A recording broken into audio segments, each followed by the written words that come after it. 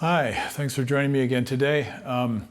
This is an interesting, very short couple of excerpts from Capriccio Italien. I'll play it and then we'll take a look at what goes into making this thing work.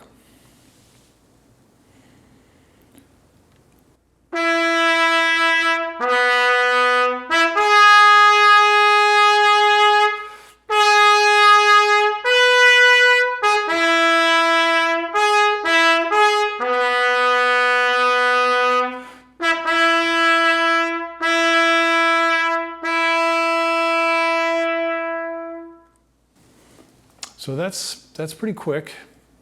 It's very important. Draws a lot of attention to itself. It's a little trumpet fanfare, and it's unison. So I felt like that was a little tight. I didn't really get into the forward flow, the linear flow of the line, and that's because I was concentrating a little bit too much on playing it in tune. Of course, the beginning of playing in tune is hearing what's in tune, without the help of a tuner or a reference pitch. And that takes a lot of practice.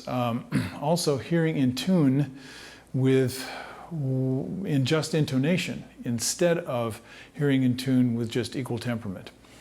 Some of you know what I'm talking about, others may not, but just intonation is pretty simple.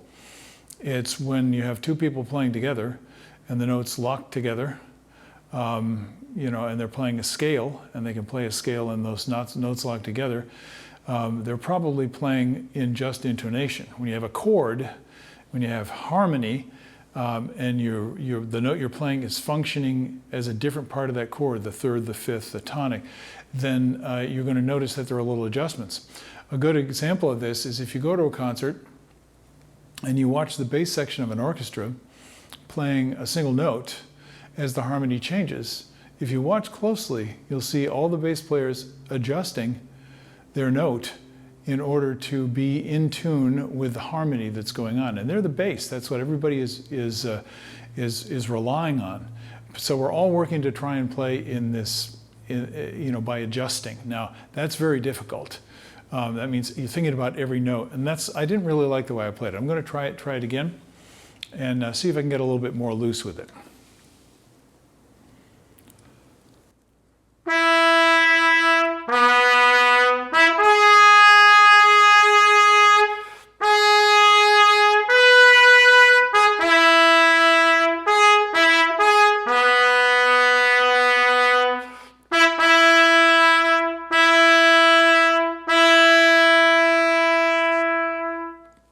That was a little bit better. Now, it may seem like I'm being picky, but there's so much to work on in this. It's not just the pitch. You have the rhythm. Now, you're sustaining notes, you're playing this. It's very simple. But what we're talking about here, when you're trying to play at the level of a professional orchestra, is precision. We're in the middle of the Olympics 2024 as I'm recording this, and I've just finished watching the men's and women's gymnastics finish up. Another sport similar, diving is coming up. Another similar sport, archery, is coming up. These are, when I say similar to what we do when we're playing the trumpet. What do I mean? Well, we're trying to hit the target, and what the judges expect is very simple and very clear. It's just very difficult to do. And I'm only talking about one thing. Now, of course, rhythm is another thing. And blend, which we haven't discussed, is another thing. You have two trumpets playing together. So what I'm going to challenge you to do, encourage you to do, is find a buddy, get your tuner, practice this until it's easy, without relying on the tuner, for you to play it and sound like one very large trumpet. No beats, no shakiness in the sound, totally stable. Doing that all by itself is a high-level skill. It's a bit like in gymnastics, regardless of whether you're on a balance beam or on the parallel bars or doing a floor exercise or on the suspended rings, you're going to be doing a handstand. So it's a little bit like doing a handstand where you're just trying to keep all the forces in balance. And the gymnasts who are the world-class gymnasts can just go directly to a handstand, and it's like that. It's not moving at all. That's kind of what we're doing as we change notes. So that sounds really hard. Don't make it hard for yourself. Just listen and see how much you need to improve your skills in order to be able to play this. I have a quick story. When my fine colleague Ben Wright first came into the Boston Symphony, we played together on this piece, and it was one of the first pieces he played with the orchestra. And he was nervous because, you know, he wanted to make sure he kept the job.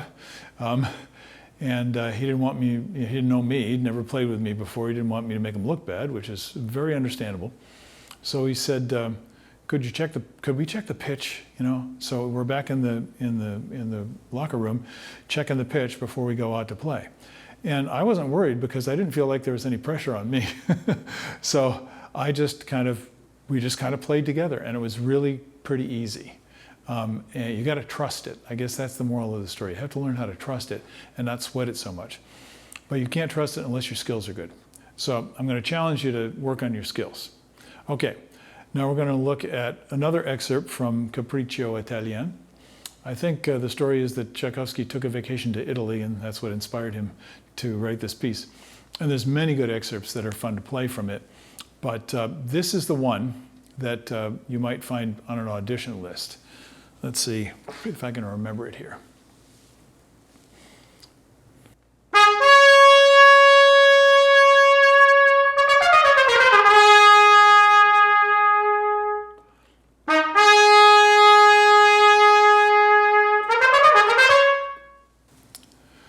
Okay, now let's say you can play that and you go like, wow, I like that. That sounds really good. What do you like about it? Well, I'm sustaining the notes, and the sound is great, and the note is totally stable, and it sounds like it's moving somewhere. It's all great stuff. That's exactly what you want. And the articulation is like, oh, it's so crispy. It's even better than Steve played it, and that wouldn't be difficult. I would definitely be working on this in order to try and clean that up, to make it more clearly pronounced. And I liked it. I liked everything about it. Okay, then you go back and say, well, what's it like to play it in the context in the orchestra? And this was actually on a list back in the 70s. I think it was put together by Joseph Bellama, but I can't remember exactly who did it. He might have done it. That did a survey among the top orchestral trumpet players around the world, and this was the excerpt that they thought was the most difficult to play. Which, when you think about all the really physically challenging things to do on the horn, this probably isn't one that you would expect. What makes it so hard to play is you have a rhythm in the strings, and this rhythm is kind of going.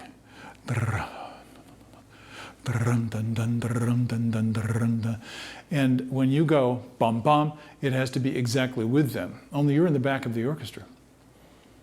So when your sound gets to the conductor, it's going to tend to be slightly behind, even if you feel like it's perfectly right. So think about it. You're hearing the strings, the sound's coming to you. It's going at 750 miles an hour, or thereabouts. And then your sound is starting at what you think is the perfect time and going back to the conductor at the same speed. But we're talking milliseconds difference, and it's very easy to hear those differences. So what we need to do is feel that we're, how shall I put this, on top of the beat, that we're flowing very freshly with the beat, and the beat is steady, it's stable. I'm not pushing, I'm not rushing, I'm not pulling, I'm not doing anything to it, but it's on top of what I'm hearing from the strings. Now, how can you know? Well, talk to the conductor and learn how to anticipate that. You can have a friend who you trust go out in the audience and see if you're right on the money. Now, this is really important to do. So we can't practice for that in an audition, and they can't tell anything about that in an audition. So I would go back and work on some of the details. How would I do it? Well, first, I want a certain sound on the articulation. We've talked about this before.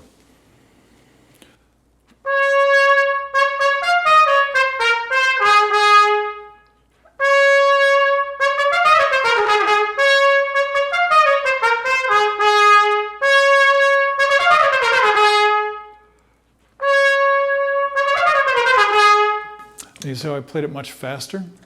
I will warn you from my experience, you never know how fast it's going to go in the performance. People get excited and then they go fast. So if you're doing this single tongue, which is for most people pretty comfortable. If you're playing it at 120, which is, I believe, what it says in the score, that's definitely doable, and you practice it that way. What I'm advising is that you be prepared for playing it faster and get just as comfortable and see if you can make it sound the same way if you're multiple tonguing it or you're single tonguing it. And that's a basic thing. I've always done that. I think I picked it up from Mr. Herseth because he said, be prepared. You never know what's going to happen. So if I did this as a double tongue, ta ta ka ta ta ka ta ta, so it's a combination of slur and double tongue.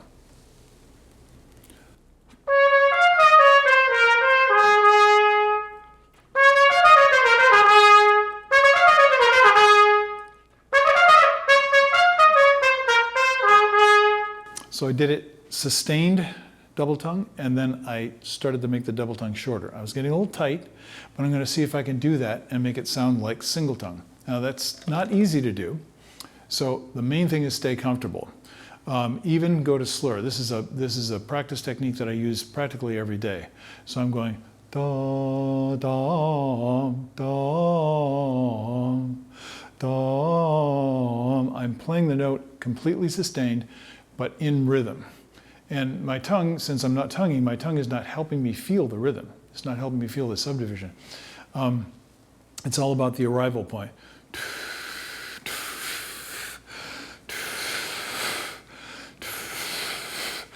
If you can do that as a slur,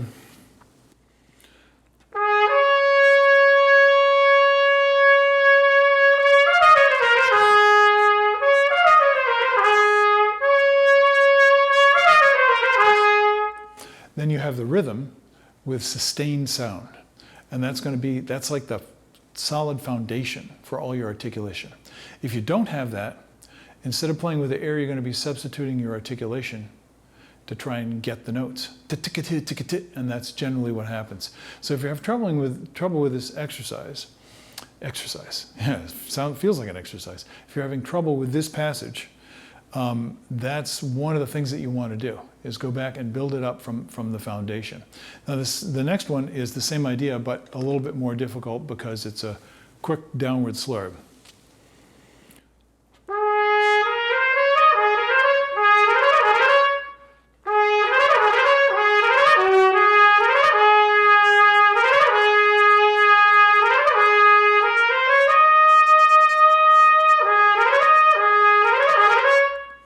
I hope you can understand what I'm doing. I'm doing it fast now, quickly, obviously, and I'm trying to do it as if it's one continuous sound, exactly as if I were singing it. So I can tell if I start on the G sharp, oh, I'm balanced. I play up to the, what is it, to the,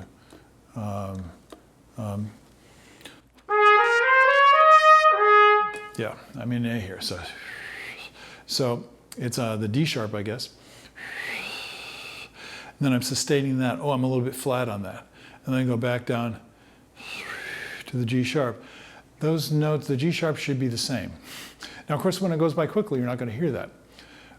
But people who are highly trained will hear it because they have refined their playing to that degree, and they're hearing it to that degree. So this may be discouraging for some of you out there. But don't get discouraged. This just takes time. And you're developing both your sense of perception of the time and of the distance problem in the orchestra, and of the qualities of the articulation, and you're developing your skills in terms of how to do the articulation.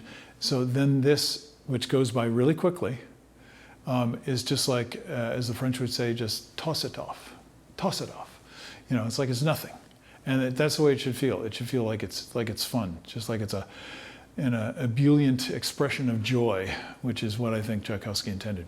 Okay, that's probably way too many words on this one, but I hope you can dig down and apply some of these things in your practice, and that you'll get some benefit from it. Okay, I'll catch you on another one. Enjoy your work. I'll see you later on. Bye-bye.